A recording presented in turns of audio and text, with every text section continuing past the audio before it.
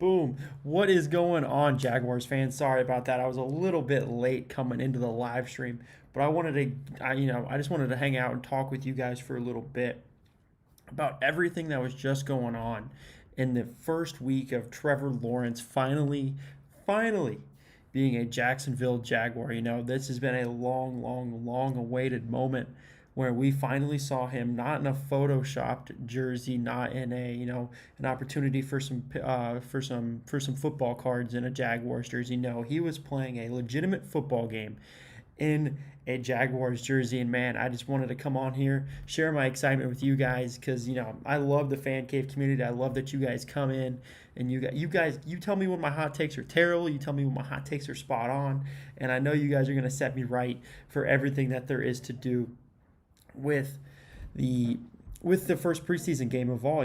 Trevor, there was a lot of going on with Trevor, in my opinion. He ultimately, that first snap that he took scared the hell out of me. I was watching the game, and whenever I saw him take that first snap and get the sack, I panicked. I didn't know what to do. I was like, "Oh my God, take him out of the game. He doesn't need to be in there." And he will be the starter week 1 regardless. So he could throw 3 interceptions, and I guarantee you he will still be the starting quarterback week 1 in Houston. Get him out of the game, put him back in the bubble wrap, and just pray that nothing bad happens to him until week 1 in Houston. But overall, it just seemed like a lot of rookie kinks that he needs to work out. The first sack was definitely he held onto the ball for too long. Meanwhile, he did seem a little just nervous almost, if I would say. Where, like I said, he holds onto the ball for too long. He locks onto one wide receiver for too long. Ultimately, whenever he did have the long ball to Marvin Jones, let's be honest. I've never seen a Jacksonville Jaguars offensive line block for that long for any quarterback. And he perfect ball straight to Marvin Jones, and it was a sight for sore eyes being a Jacksonville Jaguars fan, seeing a throw like that from a starting quarterback. Maybe Minshew had moments here or there where he would really dazzle as a quarterback, but if that was just a taste of what is to come for Jacksonville Jaguars fans, I couldn't be more and more excited. And as long as Urban Meyer and the quarterback coach can get that kink worked out of him holding onto the ball for a little bit too long, maybe locking onto the receiver with his eyes, I definitely think that Trevor's going to have a great career in Jacksonville. I already did before, but if they can get that worked out, the sky's the limit for him. And I couldn't be more excited to see him actually play next week. I believe we have the Saints next week in New Orleans, so that's going to be a great game. We will probably actually get to see Trevor, light up a secondary a little bit, because I know the Saints are super needy for some cornerback help. And ultimately, let's see Marvin Jones. Hopefully we'll have DJ Chark back in the lineup as well. Marvin Jones did have the great deep long ball. Let's see Visca get involved. Also, let's see Travis Etienne, because ultimately when Etienne was in the game, it was with subpar quarterback play. I believe it was Minshew, might have been Beathard, threw the ball a mile over his head, and there was nothing but clear green grass in between Etienne and the nearest Browns defender. What's going on, Patrick Jackson? Welcome into the chat. Welcome into the live stream. I've heard people say that the throw was too floaty and would have been intercepted by starting DBs, but I thought it was feathered in with nice weight. See, I've heard that too, but at the same time, I've also heard that it was great placement. I know Dilla was on Twitter saying if he thought the ball was perfectly placed, because if it had been too far and been more direct, it would that brings that over the top safety into play. So that definitely, man, I'd hate to say let's wait and find out in the regular season how it whenever it's 1v1s, but that's just gonna make me feel nervous having that be the I guess the day one experiment for him. But hey, I appreciate you chiming in. I love it. That's what this community's for. I was a Jaguar fan that was long lost and didn't have a home, and I decided, why not find a home? Why not create the home? And so absolutely, I love you guys chiming in. If you have any more hot takes, I'd love to hear them. If you have any more opinions on what I'm saying, love to hear them. Now, back to ETN. Ultimately, if that ball hadn't been floated, we would have gotten to see what terrorized the entire Atlantic Coast Conference all throughout his 3 years at Clemson. Like I said, if he gets that time to play with the ones, oh, hey, Dilla, absolutely, hey. Well, I agree. If Dilla with Dilla, that makes me more confident. Like I said, the Saints have a very, very bad secondary. They're desperate for cornerback help because it was just floating around the other day that C.J. Henderson for Michael Thomas 1-for-1 swap. You'd have told me that, and I would have felt like I was a Titans fan getting Julio Jones dropped into my lap for a second round pick. But speaking of C.J. Henderson, man, from somebody that was riding the bike and didn't really have a whole lot going for him in training camp, and they were willing to, there was probably a point in time when I was just upset that he wasn't there. I thought he was the next R.J. Soward. I thought, because I heard a report that apparently Charlie Strong and Urban Meyer had to go pick him up from his house. I don't know if that was true or not. It could have just been a rumor. It could have just been somebody trying to stir the pot. At the end of the day, it was a wild story, and I hope it has no actual legitimate basis in it. But he showed out, in all honesty. I believe he had a couple pass breakups. Every time the ball was thrown his way, he reacted accordingly, and that whole secondary played very, very well, in my opinion. Between from Tyson Campbell to C.J. Henderson to Andre Cisco, Shaquille Griffin he left a little bit to be desired going into this game. I'm hoping to see a lot more from him. I'm hoping Michael Thomas plays in this next game, even just gets a couple snaps just to see what Shaquille will do. Maybe CJ gets some playing time against Michael Thomas, but man, CJ Henderson had a hell of a game for the time he did have. And then also, talk about Andre Cisco. I saw Demetrius Harvey tweeted out that he played, I want to say, like 46% of the defensive snaps on Saturday. What a great trial run for him. Ultimately, we didn't get to see Jarvis Landry, David Njoku, Odell Beckham on Saturday. But if that is just a taste of what Andre Cisco can do, where he was constantly around the ball, he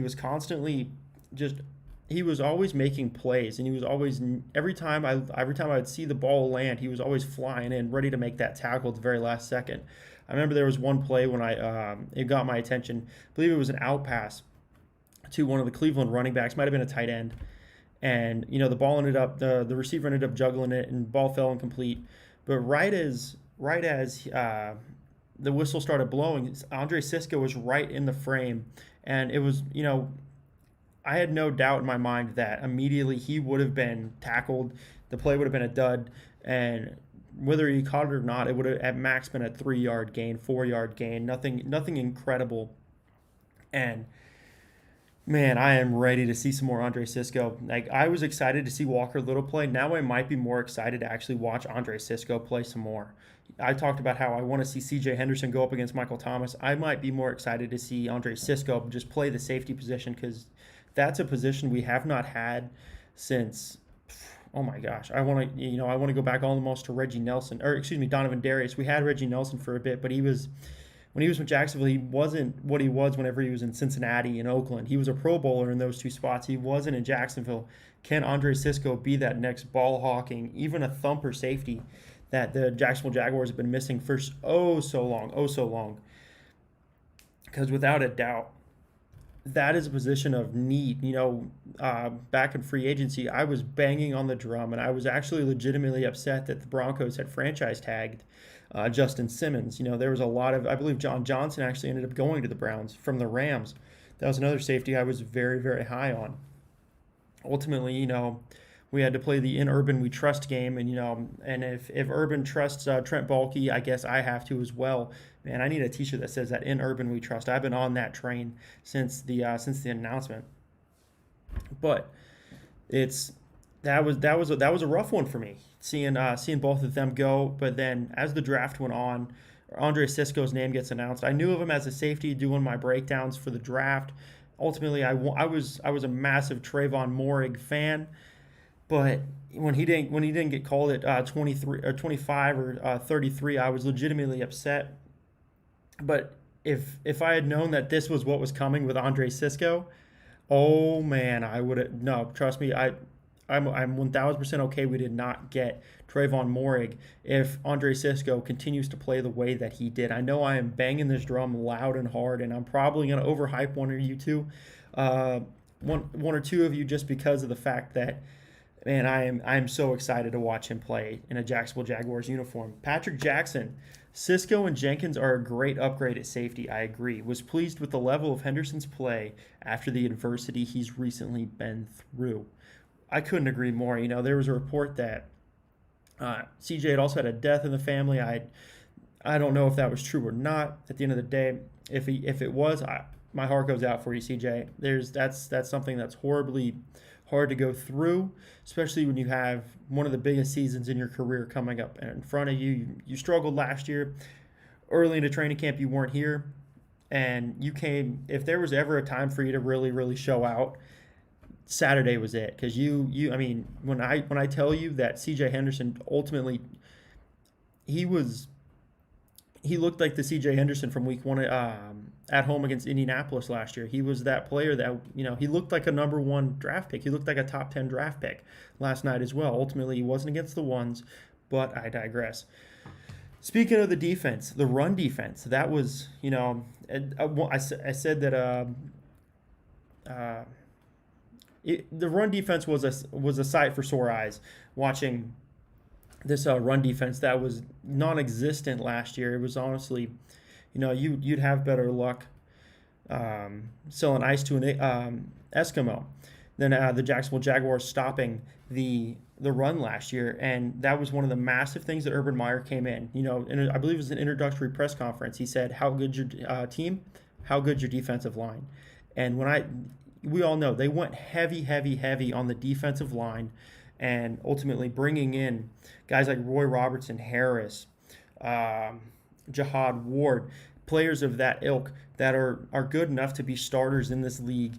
And they ultimately, it was a massive upgrade from the players of, Taven Bryan, man. Blast him into the sun, get him off the team. I know Jaguars United was all high on him, saying he's going to be one of the rush ends. No, get him off the team. I'm tired of seeing number 90, Taven Bryan, try to block other defensive linemen. I'm tired of seeing him. No, get him gone.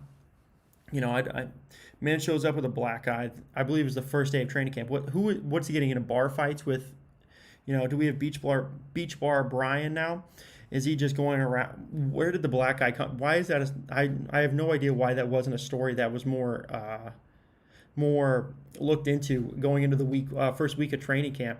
But it was almost like the Jaguars defense flip flopped this year in the first preseason game anyway, where the run defense was the problem in 2020. Now it seems like it is the strength in 2021. Meanwhile, the secondary, they really did allow a lot of passing yards, especially against second team players for the Browns. There was, like I said, there was no Odell Beckham, there was no Jarvis Landry, there was no David Njoku. Nick Chubb didn't play, Kareem Hunt didn't play, Baker Mayfield didn't play. This was a lot of twos, and there was a lot of number ones for Jacksonville playing in that secondary on Saturday. That makes me nervous, but at the same time, I believe that Michael Thomas will be a great measuring stick for where the number one wide receiver is, whether it be Jameis Winston, whether it be Taysom Hill. I believe it'll probably be Jameis starting off. I heard he had a pretty good game. Neither of them had a great game last week, Taysom Hill or Jameis Winston. But I do believe that it'll be Jameis. I'm looking forward to seeing what this Jacksonville Jaguars secondary looks like. But this front seven did a great job of stopping the run. Ultimately, I don't believe Miles Jack played. I don't believe Damian Wilson played. I believe there's a lot of number two linebackers playing.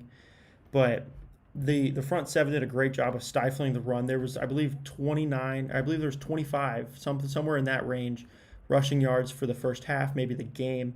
That if they can even keep somewhat of that track record going into week 2 and week 3 of the preseason, then ultimately rolling that right into week 1 in Houston, which I believe the Texans picked up Mark Ingram as well. That's going to be a decent running attack if they can figure out the quarterback position, so it's not just teams stacking the box against him. I know Joe Cullen, I believe, wanted to. That's going to be an easy target for him to lock on to Mark Ingram. if that's really all they have going for them. If they're rolling out Davis Mills week 1 in Houston, that's going to be the easy target. But ultimately, hopefully Deshaun Watson doesn't play. Hopefully he ends up going out into the NFC. Hopefully he doesn't go to Denver or anything like that. But man, you want to talk about the wide receiver room. That is a room that I just think is stacked. Oh, a couple years ago, following the 2017 season, I believe it was, the defensive line room is going to have to make some good players, have to cut some good players. I ultimately believe the same is going to be for this wide receiver room. You want to talk about players like Tavon Austin, Laquan Treadwell, Josh Hammond had a great game. For a little bit in that third quarter going into the fourth, it seemed like C.J. Beathard was almost forcing targets to Josh Hammond, but at the same time, Josh Hammond was catching the balls. He was he was having success whenever he had the ball in his hand. Ultimately, Tavon Austin did catch the pass. Tyler Davis caught another one. Crazy that Beathard and Luton both had touchdown passes, but Lawrence and Minshew didn't. That was something that blew my mind. I expected to see Trevor come in and really light it up for the first series or two that he was in. Ultimately, didn't do that. But man, when you look at the wide receiver room, this might be a situation where they look to carry 7 into week 1 with Jones, Visca, Chark, Colin Johnson, Laquan Treadwell, Tavon Austin, and then Jamal Agnew as the returner. That can be because if Tavon Austin continues to show out the way that he has, despite being a late entry into camp, there's no way he doesn't get snagged up. You can possibly make the argument that a Jalen Camp gets stashed on the practice squad following week 3. You can make that argument, but you'd have a hard time convincing me that Tavon Austin or Laquan Treadwell get oh man, was that Tavon Austin that snatched it right in front of Tebow? I remember I saw somebody's perspective on Twitter when it might have been the All-22 footage where where Tebow was perfectly in position for it. It looked like it was coming right to him, and then Austin just jumps right in front of him, and it's like, I remember I think it was I forget who it was on the broadcast was talking about that he might need to watch himself on his ride home because all of Jacksonville is going to be coming for him because he took away the one good target that Tebow had.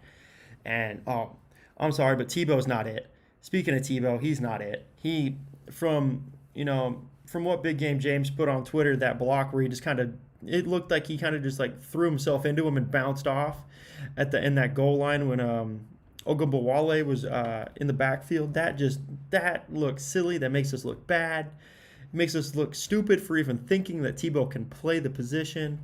But if he had that reception and he did something with it, that's great. But everything I saw from him on Saturday's game was that he just didn't really belong. He seemed like a fish out of water. He seemed like if I were to just go and decide to play, like arena football, yeah, I might have some semblance of what I'm doing. Yes, I might. Even if I was a lot bigger and a lot bulkier, yes, I would have, I'd have the appearance that I knew what I was doing. But at the end of the day, it just didn't look like Tebow knew what he was doing. From all of the videos that we saw coming out of training camp whenever they were blocking, he was just getting bullied either by, who can forget that video of Chris Manhertz just throwing him across the field. Now imagine if that was somebody on the defensive line who just kind of threw Tebow. How would that make the Jaguars look that he has a 53-man spot, that he was on the team in the preseason? Oh my God, can you imagine if he made the 53? Hey, all props to Big Game. That wasn't a video that was supposed to go viral, but man, did it catch lightning quickly. That was a hell of them. All right, Patrick Jackson, I agreed. I'd sooner keep 7 wide receivers and 3 tight ends and drop Tebow after that showing. Manhertz, Farrell, and O'Shaughnessy.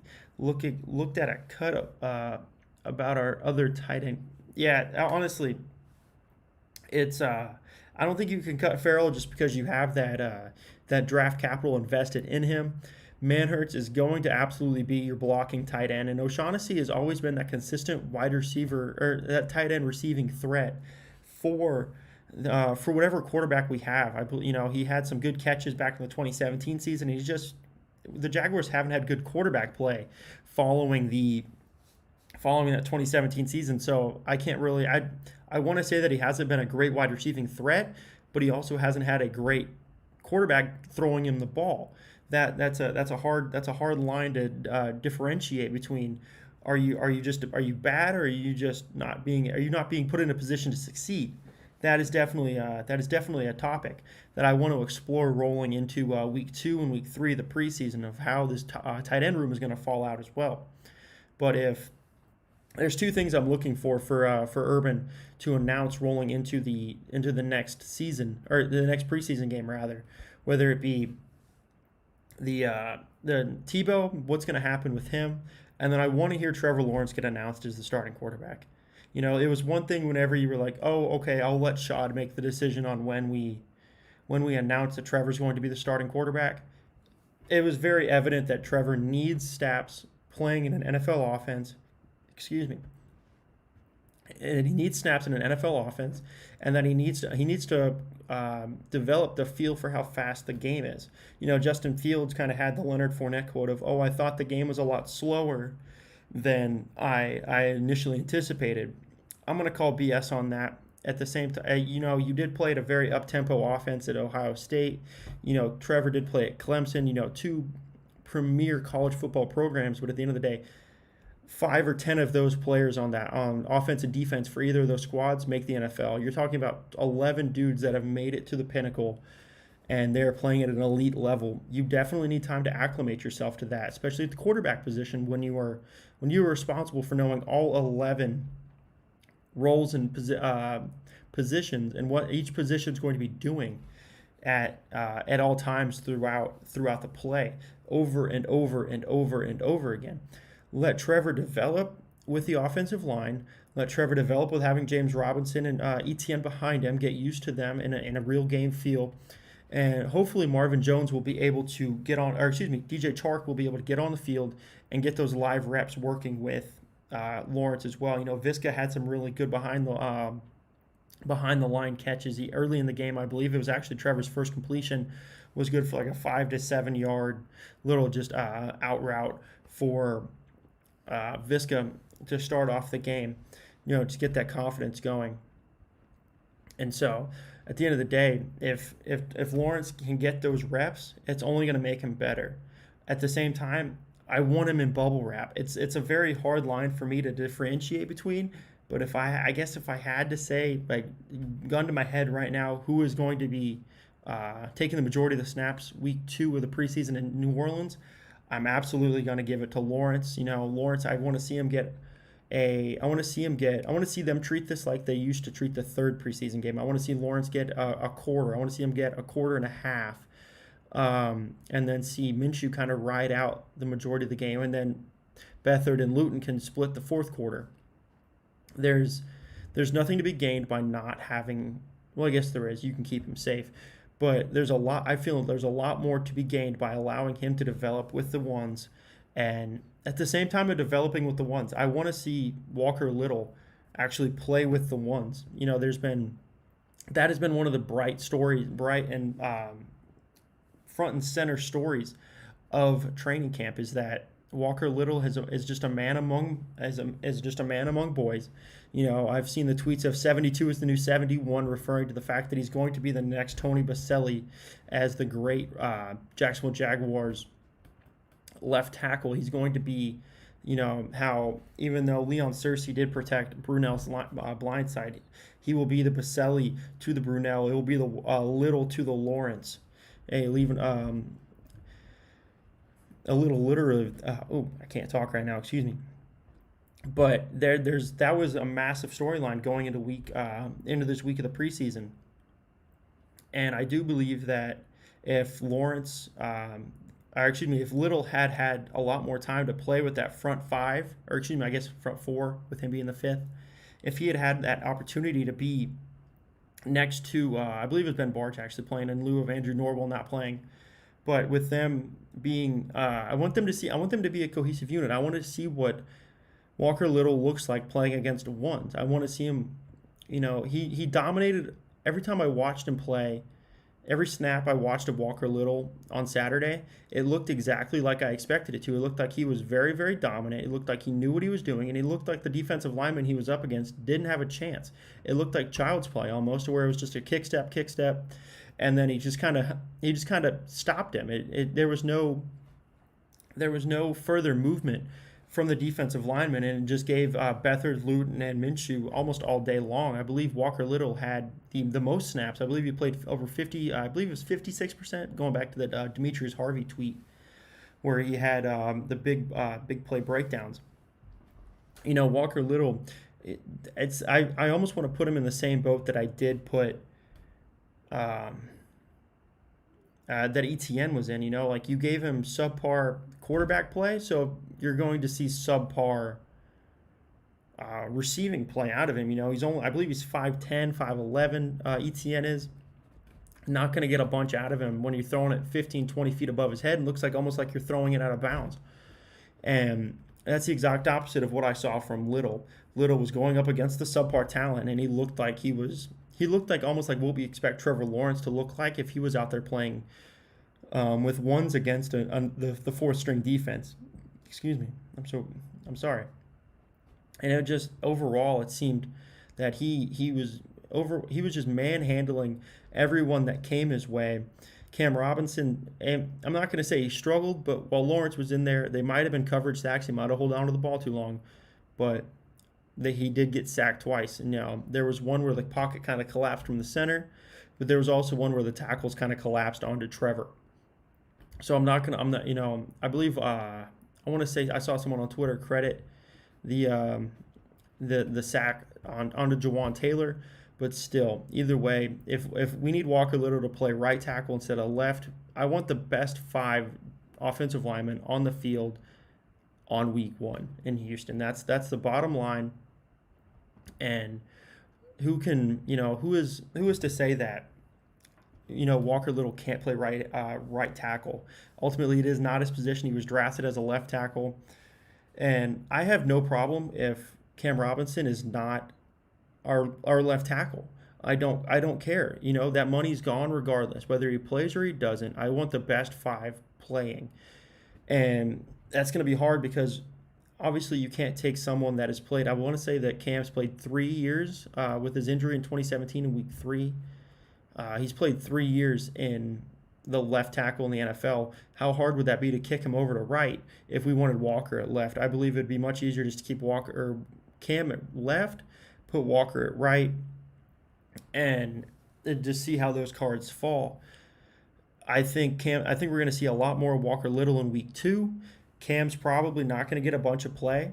If he does, it will probably be the same split as we did see in week 1, where Cam starts the game, he plays with Trevor, and then ultimately goes into what it looked like where Walker played with the 2s and the 3s and almost into just the camp body offensive line, where he was just manhandling people and just continuing to show out. Is this almost like what the Chiefs did with Patrick Mahomes, where they had Alex Smith, he was serviceable, he was playing very well, but they knew they had him in the weight and just lying in the weeds. And whenever he was ready, or whenever they felt he was ready, they moved on from Alex Smith and they brought in Patrick Mahomes. Is that what we do with Cam Robinson and Walker Little? We have Cam Robinson. He's serviceable. That's the word that's always been thrown around, even before they franchise tag him, is that you have a serviceable tackle. There are not very many serviceable tackles in this league. So we franchise tag him. Wonderful. Oh, Patrick Johnson. None of our existing offensive line starters showed why they should keep their job ahead of Little from what I saw in that game. Ultimately, I don't believe it. I don't know if Brandon Linder played or not. I believe that Brandon Linder is one of the best centers in this game in the league right now. That's kind of been a point of contention that I've gone back and forth with people. For me, Brandon Linder, he's got that spot. Brandon Linder is the center that we need. Ultimately, is there a trade market for Andrew Norwell? He was an All-Pro in Carolina. We paid him as an All-Pro. Has he been an All-Pro? I don't believe so at all. It was, and you talk about AJ Khan. I'm sorry if I'm mispronouncing that. I know that's another bit of a weird one. he's I put him in the same boat as I put as Cam. If we have someone better than him, I have no problem swapping them out. Jawan, I want to see what he looks like in year three.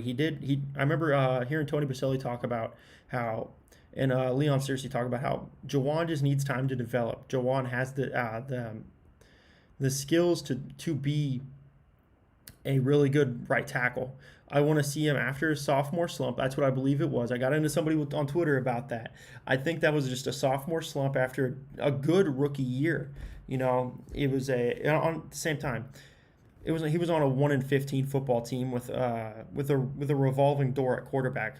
Anytime you have Mike Glennon, Jake Luton as your quarterback that you're protecting, what good are you going to show? It's not like we're going to have an offensive line of Anthony Munoz and Joe Thomas running around and protecting a quarterback in Minshew that can't stay in the pocket, and then Luton and Glennon, who are going to just be journeyman backup quarterbacks no matter where they go in the NFL. So I want to see what Jawan Taylor ultimately has, and so I will protect Jawan Taylor to an extent. If he does end up giving up more sacks in this game, I absolutely think that maybe we should try out a little bit, but I'm going to protect Linder and I'm going to protect Jawan. But at the end of the day, left tackle, left guard, and right guard for me are an open door, honestly, for anyone to step in. If Ben Barch wants to step in and become that in the left or right guard, I believe that door's open for him. Tyler Shatley has been he's been the sixth man when there's somebody that's gone down. Tyler Shatley's the one that steps in. Is this the year that he finally steps in and becomes the new? Can he just step in and provide more than what Norwell does? And Norwell ends up becoming just another trade casualty, almost like Joe Schober did, where he doesn't exactly fit what he wants. And can Tyler Shatley even push to be, is there a possibility that he pushes for the right tackle spot? I believe that's what he was brought in as well initially, was as a tackle. Now, man, speaking of the Joe Schober trade, that was a thing that I agreed. Once it was done, I agreed that it should have been done, because you look at it and it was a weird kind of situation with the questions of what are we getting, because that took a long time to get out. I remember it was about 8 hours. About 8 to 12 hours we waited on what was given up or by the Steelers for Joe Schober, and now that we find out that it was for we split the contract with them. It was a lot of confusion for me. I saw a lot of confusion on Jaguars Twitter of why even move on from him in all reality when you don't really know what you have in Damian Wilson. At the same time, I guess they know what they have in Damian Wilson. At the same time, we all questioned the Leonard Fournette release. I guess that's what I can chop this up to, is that the Jaguars knew what they had in James Robinson following and prior to the Leonard Fournette release. Is that a similar situation where, in all honesty, we don't know what we have in Damian Wilson, just like we didn't know what we had in James Robinson? I believe that's going to be a massive story in week 2 and week 3, and Lord help him if Damian Wilson does not have a good game in week 1 versus Houston. That's going to look very, very bad on him. That's going to look bad on Trent Baalke, Urban Meyer, for making that decision to move on from Joe Schobert, especially if Joe Schobert has a decent game week 1 in Pittsburgh. Man, that is going to be some hellfire and brimstone coming down from the Jaguars fans, especially on Jaguars Facebook, where that is a wild place to be. I know, especially after the first sack in the first series for Trevor Lawrence, they were going haywire after everyone. But I'm not gonna go after that. So ultimately, is Damian Wilson an equivalent to Joe Schobert? I hope so. And even if it is just a salary dump, what does it hurt to have Joe Schobert be the depth? Because you look past Myles Jack and you look past Damian Wilson. Who are you looking at? You're looking at Shaq Quarterman. You're looking at Quincy Williams. Players of that nature. Those are players that we wouldn't even want them playing last year, even on the 1-15 team.